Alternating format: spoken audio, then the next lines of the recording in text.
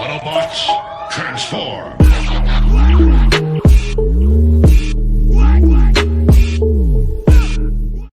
What's up, everybody? Welcome to the latest story of George Reviews. I am the 80s Transformer fan, and today I'll be taking a look at something a little bit different. They're Transformers, and they don't transform. They're actually some little minis that are sold at the Dollar Tree. I don't know if you can get them online. I looked online. I couldn't find them online. I've been looking for these figures in stores for over 6 months now, since the pandemic kicked off, and I was seeing people reviewing them, and none of my Dollar Trees had any sign of them. And I walked in the other day and they had like a ton of them in a little box, bottom shelf on the end cap. So and again, I've been looking for these guys. I actually did this review just a second ago and erased all the data, so I'm going to do it again. I'm going to start with Optimus Prime. This is the little package he comes in, and you just rip it open. This is the front of the package. It said Transformers. It has Optimus Prime's vintage Generation 1 box art, but it's flipped over. It says 6 to collect them all. Optimus Prime minifigure right there. The back of the packaging, 1 Transformer minifigure included.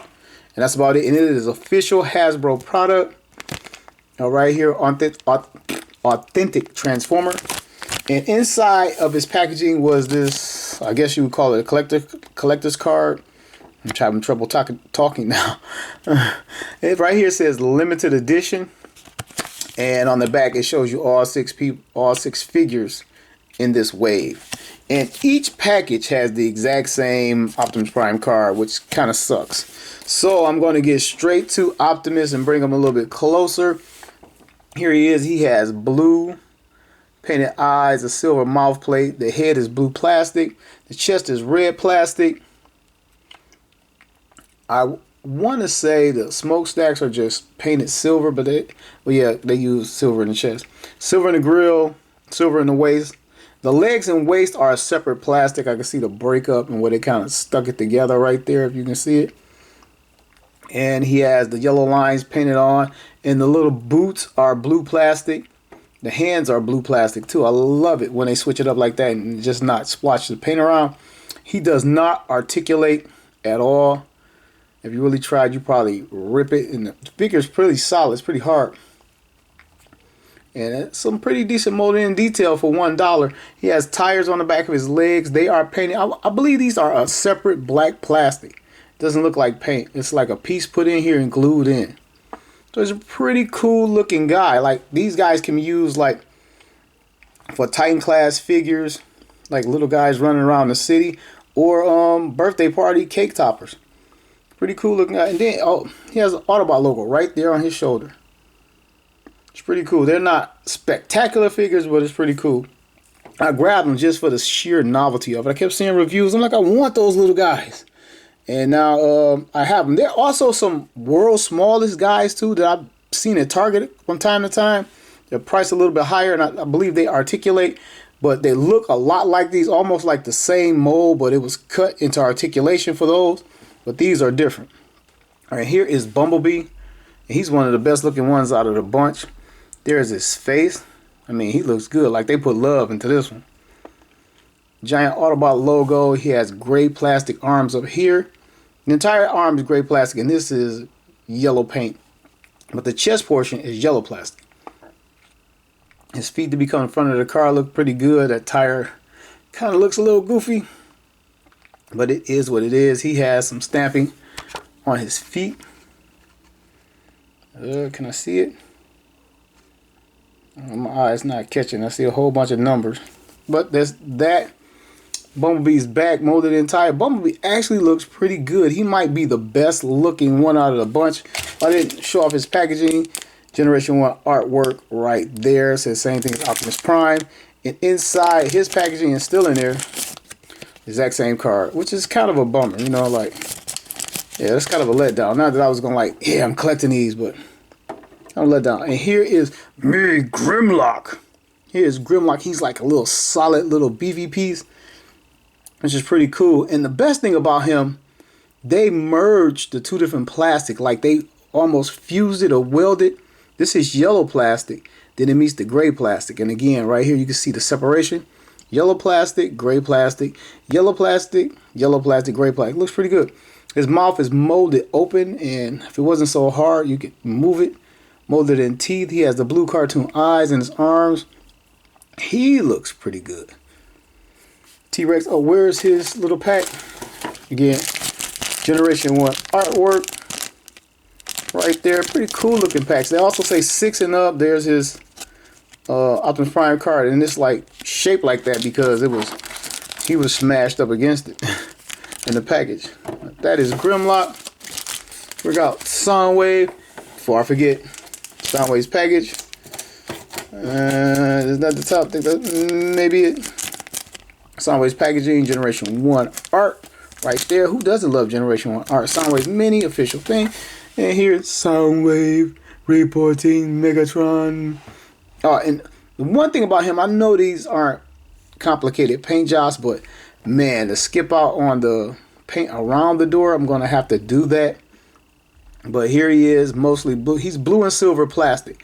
And I thought the paint job was like jacked and it was clumpy, but for some reason the silver plastic just looks clumpy if you see it. I don't know why that is. I think the silver brings more attention to it. And he has the little dials right here. One is supposed to be like a rectangle, but the other one's supposed to be a circle. And the funny thing is, they're supposed to be the same color, but they chose to paint that part. They should have put this black paint on the toes. It would look a lot better. But that is Soundwave. And again, there's no articulation in these figures. And the shoulder cannon is on the wrong side. I just realized that. Did you realize that before I said it? The shoulder cannon is on the wrong side. So that is Soundwave. And here's Mighty Megatron. And yeah, the silver plastic, it just doesn't look that great. And wait. Let me hold up. Megatron Generation 1 box art packaging. And there we go. And there it is. And back to Megatron. Mostly silver plastic. And then the boots. The legs are black plastic. The cannon is a separate black plastic. It's not just painted. It's like fused in there. And then the back piece is like a separate plastic, and it is fused in there. He has some black paint on his butt and his little hands, little molded in detail, little thumb, his legs. And like you can always hit these figures if you want to touch them up. Maybe some red inside of his leg, make look a little bit better. Maybe toes a little bit silver. But yeah, because of the plastic they use, it kind of looks cheaper. They should have went with like this gray. It's on Grimlock. Me, Grimlock, no like you. So that is Megatron. I think he might have the most paint detail out of any of these figures. And the Decepticon logo always looks cool. I think I talked about Soundwave. So they did a good job on all the faction symbols. And last one is Starscream. They saved the best for last, Megatron. Package. This is Starscream Generation 1 box art. Same old Starscream minifigure. Right there. And flip it over. Same thing. Starscream. And he has the gray plastic everywhere. Man, like maybe they just don't like Starscream, but they didn't even bother to hit the head. Like everybody got like a little extra splash of paint. And maybe they used his on the stripe, right? But no, because everybody has something.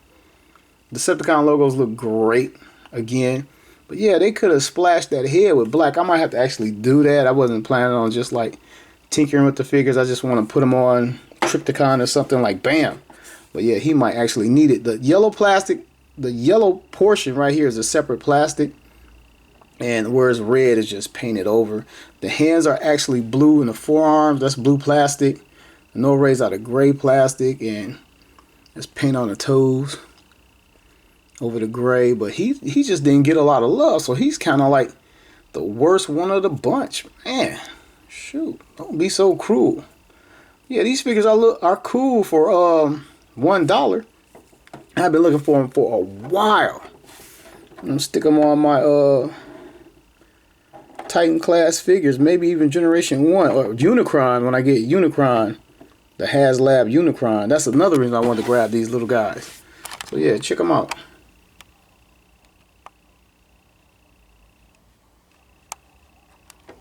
Not bad at all. But yeah, now that I think about it, I had this same problem with Cliff Jumper where I couldn't get the dang thing on there.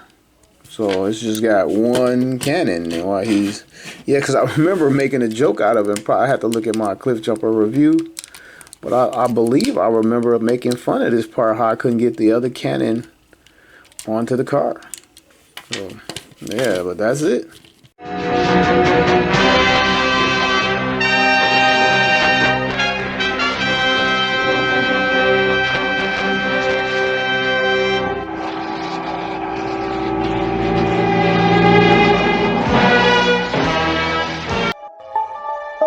Autobots, transform!